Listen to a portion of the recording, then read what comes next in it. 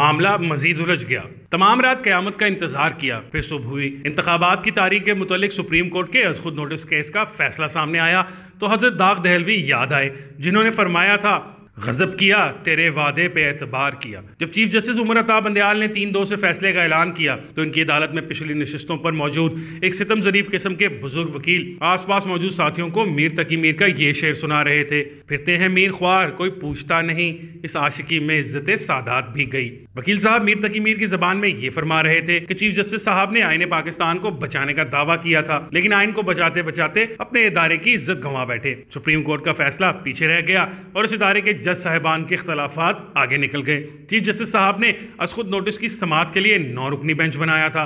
समाअत शुरू हुई तो बेंच में से 4 जज निकल गए।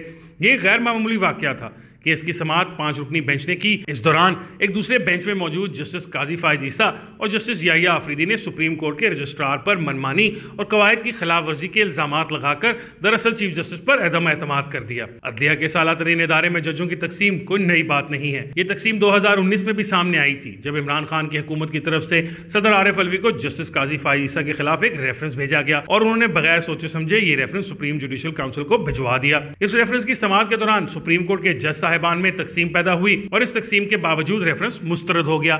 सदर आरिफ अलवी और इमरान खान दोनों को मुंह की खाना पड़ी। फिर शहबाज शरीफ वजीर आजम बने और जजेस की तकर्री के कमीशन में सुप्रीम कोर्ट के जज साहिबान एक दूसरे के आमने सामने आ गए। जज साहिबान को चाहिए था कि आपस में मिल बैठकर अपने इख्तलाफात का खात्मा करते, लेकिन इस दौरान इन पर कुछ सियासतदानों के सहूलतकार होने का इल्जाम लगा। ये इल्जाम वो लगा रहे हैं जो माजी में एक दूसरे के खिलाफ जजों को इस्तेमाल करते रहे और आज इमरान खान के पैदा करदा हालात के जबर ने इन्हें बादल ना ख्वास्ता एक ही सफ में खड़ा कर दिया है, लेकिन ये सब भी टूटती दिखाई देती है। शहबाज शरीफ की कंफ्यूज हुकूमत को यह समझ नहीं आ रही कि जब आला अदलिया के जज आपस में लड़ते हैं तो सियासी हुकूमत मजबूत नहीं बल्कि पहले से भी ज्यादा कमजोर हो जाती है और कुछ नहीं तो 1997 के तजर्बे से सबक सीख लें।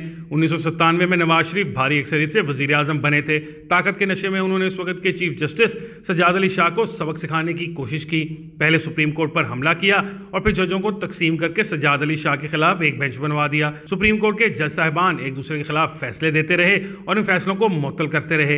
इस लड़ाई में जिन जजों ने नवाज शरीफ का साथ दिया, इनमें रफीक तारड़ साहब को बाद में सदर पाकिस्तान बनाया गया और सईदुज्जमान सिद्दीकी भी सदारती उम्मीदवार बने। चीफ जस्टिस को जेर करने के बाद नवाज शरीफ ने आर्मी चीफ जनरल जहांगीर करामत को फारिग किया और फिर इनकी आंखों पर ऐसी पट्टी बंधी कि उन्होंने जनरल परवेज मुशर्रफ को आर्मी चीफ बना दिया। इसी मुशर्रफ ने नवाज शरीफ को 1999 में फारिग किया तो अदलिया इतनी कमजोर हो चुकी थी कि एक डिक्टेटर के सामने खड़ी ना हो सकी। आज शहबाज शरीफ वजीर आजम हैं, लेकिन सब जानते हैं कि हुकूमत के अहम फैसले नवाज शरीफ करते हैं। इमरान खान की गिरफ्तारी के रास्ते की सबसे बड़ी रुकावट भी नवाज शरीफ बने हुए हैं। शायद वो चाहते हैं कि इमरान खान और कुछ रियासती इदारों में महाजराई को मजीद बढ़ाया जाए, लेकिन वो ये भूल रहे हैं कि इदारे कमजोर होने से सिर्फ जमहूरियत नहीं रियासत भी कमजोर होगी। 1997 में सुप्रीम कोर्ट बार एसोसिएशन ने जजों में सुलह कराने की भरपूर कोशिश की थी जो कामयाब न हुई। 2023 में बार एसोसिएशन भी इख्तलाफात का शिकार है। सूरत हाल 1997 से ज्यादा गंभीर है।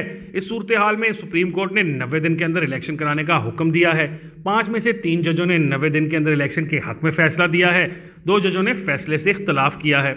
इस फैसले ने भी जजों की तकसीम को मजीद उभारा है, लेकिन इस फैसले का सबसे अहम पहलू यह है कि पाकिस्तान के सियासतदान और पार्लियामेंट एक दफ़ा फिर एक सादा से सियासी तनाज़े को हल करने में नाकाम रही और आखिरकार ये तनाज़ा सुप्रीम कोर्ट ने तय करने की कोशिश की। ये कोई राज नहीं कि शहबाज शरीफ को लंदन से हुक्म आएगा कि सुप्रीम कोर्ट के फैसले के खिलाफ मज़ामत की जाए, क्योंकि लंदन वालों के ख्याल में पहले इमरान खान को नाअहल करार दिया जाए फिर इलेक्शन कराए जाएं। ये मज़ामत सुप्रीम कोर्ट के चीफ जस्टिस को एक नए इम्तहान से दो चार करेगी। हुकूमत के खिलाफ तौहीन अदालत की नई दरखास्तें दायर होंगी और फिर ये बहस होगी कि हमारी अदलिया यूसुफ रजा गिलानी, दानियाल अजीज, तलाल चौधरी और सेनेटर निहाल हाशमी के खिलाफ तो तौहीन अदालत की कार्रवाई करती है, लेकिन इमरान खान के मामले पर इसका रवैया बहारो फूल बरसाओ मेरा महबूब आया है वाला क्यों हो जाता है।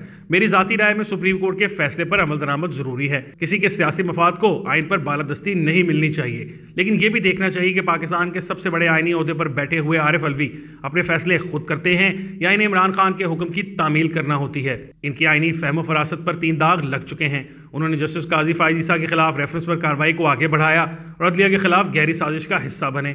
उन्होंने अप्रैल 2022 में कौमी असम्बली तोड़ने के फैसले की तौसीक की और इनके फैसले को सुप्रीम कोर्ट ने मुस्तरद किया और अब उन्होंने खुद सुप्रीम कोर्ट में एतराफ़ किया कि इन्हें खैबर पख्तूनख्वा में इलेक्शन की तारीख देने का इख्तियार नहीं था। सुप्रीम कोर्ट का फैसला इमरान खान की वक्ती फतह जरूर है, लेकिन सदर आरिफ अलवी की मुसलसल गलतियों में एक और इजाफा भी है। आगे आगे देखिए होता है क्या।